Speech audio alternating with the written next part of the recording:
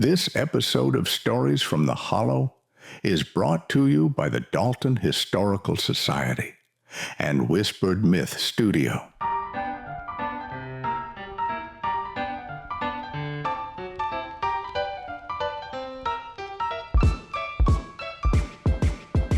Do you remember the clang of the blacksmith's hammer echoing through Bailey Hollow? The laughter of children playing by the creek?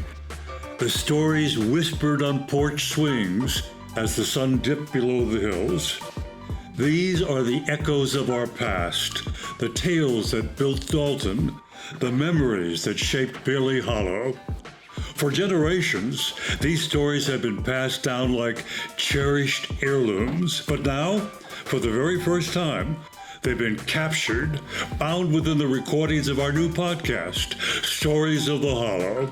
Join us as we unveil the history of our beloved town, a journey through time, a celebration of our heritage. Hear the stories as they were meant to be told. Discover the lives that paved our streets, the dreams that built our community. In Stories from the Hollow by the Dalton Historical Society.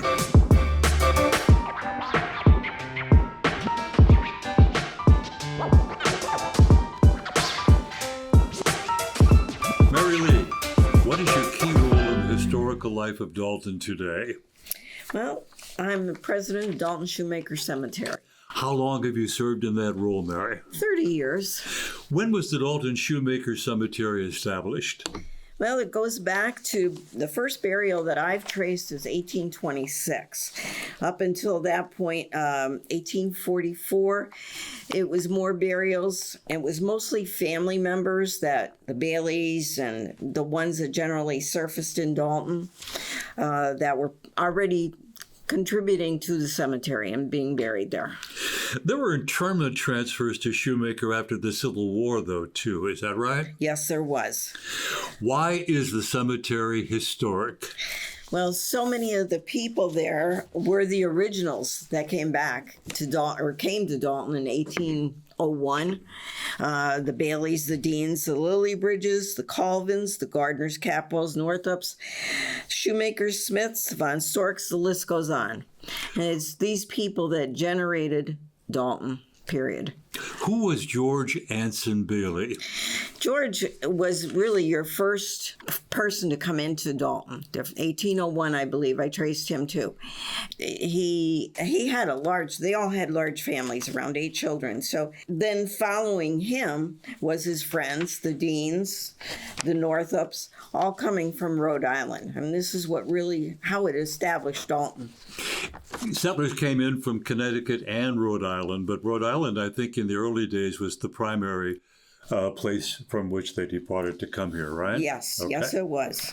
When and how did Bailey Hollow become Dalton? And actually in 1871, it was already established as Bailey Hollow. So from Bailey Hollow, it later on developed the name of Dalton. So at that point, but there was a lot of people living there, approximately 300 people. And that was time. Largely because of the DL&W train tracks coming through, right? That was correct. That's correct. And actually, at that time is when Dalton was given their name. It was by Dr. Dalton. So it was just something they needed because of the train station. They needed an actual name for their station. And Dr. Major Edward Dalton, a Civil War surgeon, who served as superintendent of the New York Board of Health from 1866 to 1869. So it's interesting that the town was named after him. Correct. And that was in the town's first railroad station. Yes, it was. Now, you mentioned the Deans just a little while ago. Who was Jonathan Dean? Jonathan Dean traveled back and forth from Rhode Island many times. At this point, when he came in 1801, he came and lived with his sons, the 3 sons, and he never really purchased any land. His sons did. And most of it was like around 300 acres just up out of Dalton in the St. Pius area in the church Our Lady of the Abington. So they own that whole stretch of land. But he actually was a surveyor. So he had his own profession, but he never really, he contributed a lot to the association. That's why many of these people made Dalton in their own aspect. If it be mills or blacksmith shops or carding mills, they all, they built Dalton. Right. And he was a Revolutionary War veteran, right? He was. And we've just celebrated last year, 2024, celebrated. He was 1922. He was celebrated. The DAR put a plaque up there for his marker. Then in 2022, they rededicated his plaque, putting in a marble-sized plaque to honor him. He is our only war veteran from that era. I don't know if you can answer this question, Mary Lee. In his own time, when he was alive, here in Dalton, after the Revolutionary War, was it notable for those who were his neighbors and so on, that he had served in the Revolutionary War? Do you know if that was a significant thing to them at that time? Oh, I believe it was. And, he was honored in so many ways, but he had such connections. And with all the friends that came from Rhode Island and the other families, they all participated together for wartime things. So, right. There is other veterans in our cemetery. We have approximately 100 veterans, actually. So, but he's very special, but they're all special. So we really can't pinpoint, but we do honor him in a better way as far as memorializing his service. Like so many of the families that moved here in those early days, and so many families in America's early days everywhere, they had many children. And one of Jonathan Dean's sons was a fellow named James Dean. Can you tell us anything about him? Yeah, he was from West Greenwich, Rhode Island. He was about 20 years old when he settled in the Abingtons in 1800 with his father, Jonathan. He married a Catherine Tripp from Providence, which she is connected to the Tripp House in Scranton. They had 8 children, and he's another one that purchased in the family about 200 acres. So they all had large tracts of land. And then after he erected a sawmill, just the opposite end of Turnpike Road, across from Shoemaker Cemetery. Actually, there's a concrete embankment that's still down there as part of that mill. That's still standing? That is still there. And that was, I think, a saw and grist mill on the opposite side of the creek from a cotton factory at one time, right? Yes, he later built the first grist mill, and then later he became the sole owner. The mill was located on Lily Bridge, Elias Lily Bridge's property. Well, then later it was owned by Jasper Shoemaker. And then James Dean then settled later on in Scott Township. And I believe he was interred in Factoryville, am I right? Yes, he was. Okay. The Shoemakers were integral to Dalton's history, too. Who were the Shoemakers? Jasper Shoemaker actually lived in the area of where Shoemaker Cemetery is now. He came about 1826. And he was another one with 8 children. He was once the California 49ers. After spending 4 years there, he returned from the gold hunt, located in Dalton about 1862. So he was another one. He was incapacitated, though, from the service, the Civil War. At that time, he was engaged in a wooling mill. So a portion of the old mill is still standing down there, right, below Shoemaker's Cemetery. And Jasper Shoemaker, it's interesting, I think, to note, had built for his son Samuel the structure that is now housing the Dalton Post Office. But at that time, I think it was a hardware store. Yes, it was.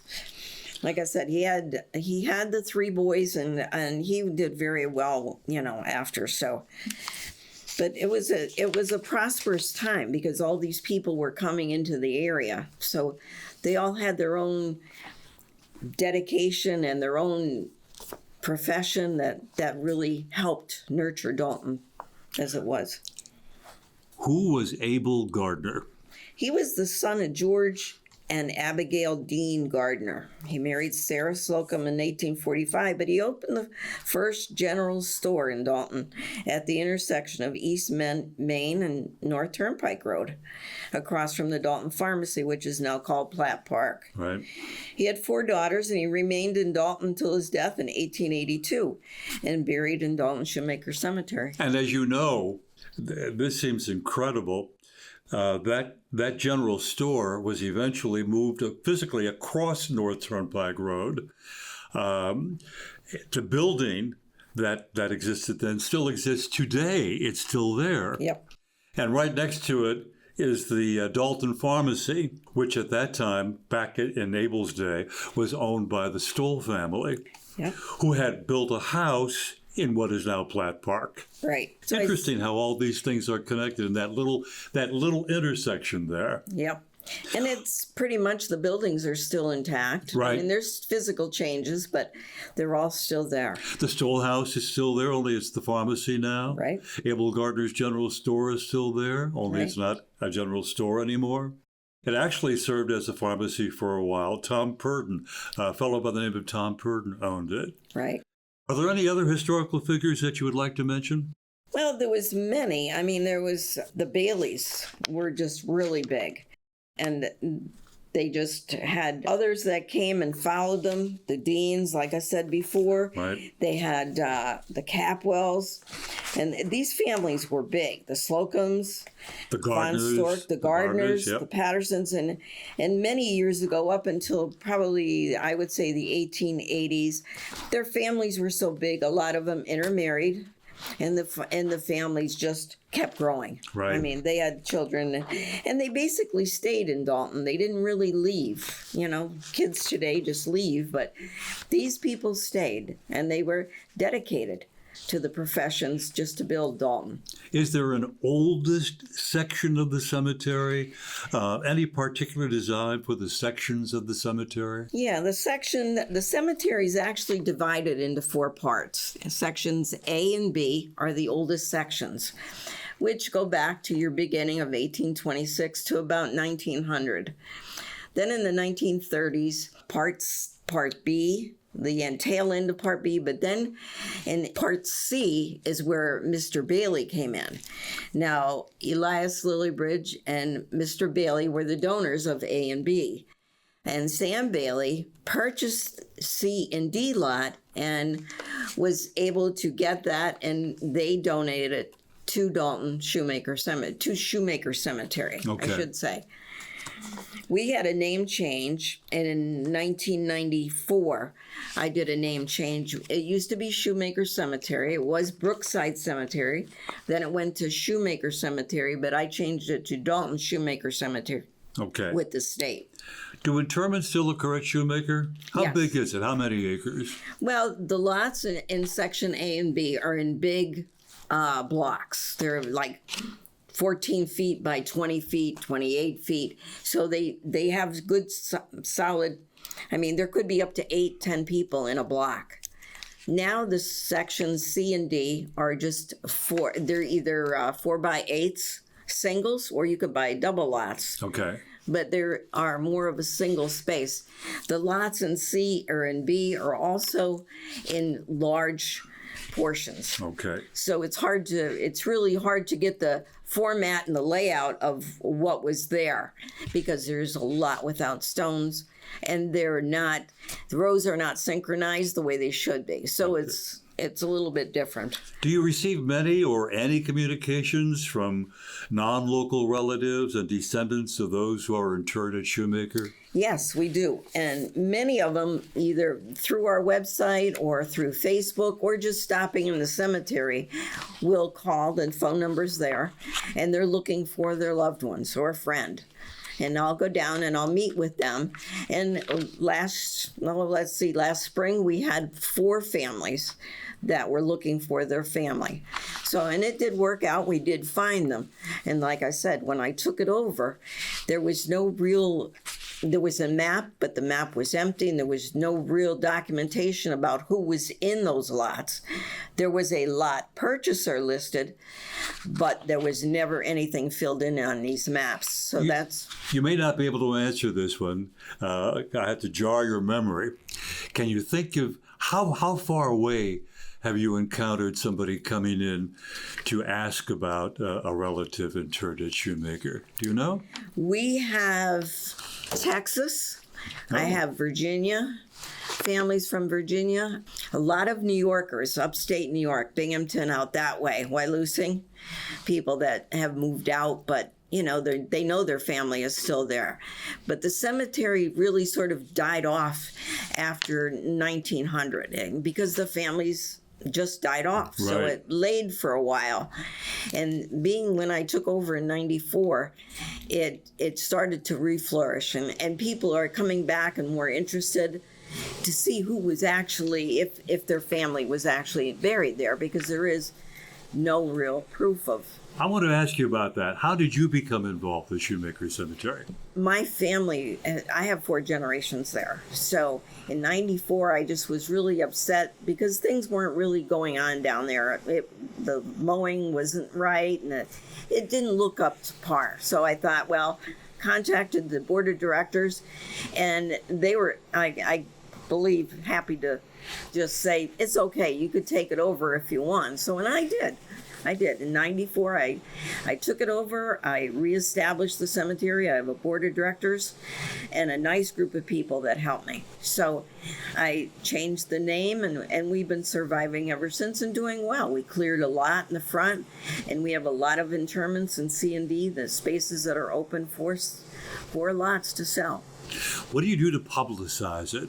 Do you publicize it? Yep. We do Facebook. We do have a beautiful website. It was through Marywood College, and they did a wonderful job helping me. And I do a spring letter, it's like a newsletter.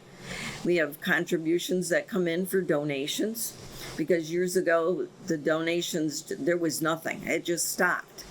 So as I attributed getting involved, we got the group together and we said, let's try and see if we could do a donation raffle, like a donation spring and whatever. But they were really good about that, and people have been very good helping out. Our main expense is more than is just the mowing. There's nothing really needed down there. As long as our place is mowed and it looks nice, it's okay. What's your website?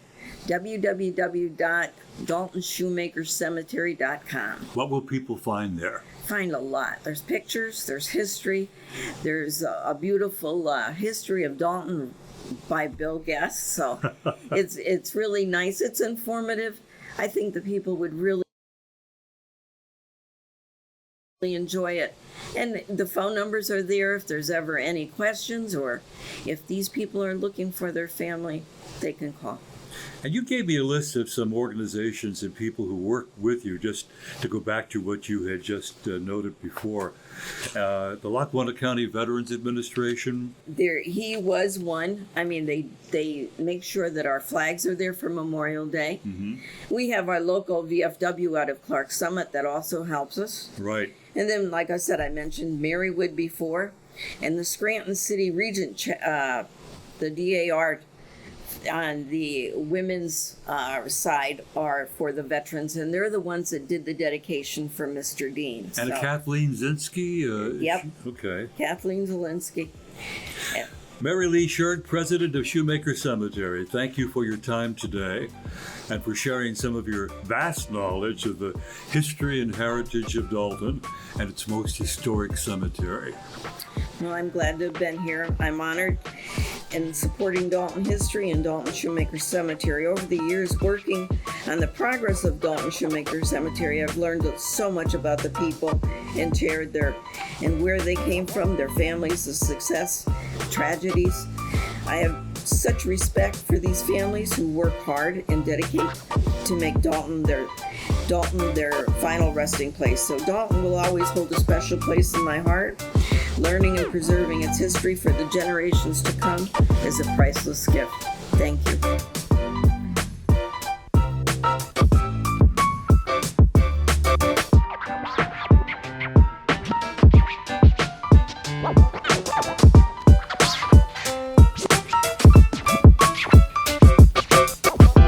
Brought to you by the Dalton Historical Society and Whispered Myth Studio.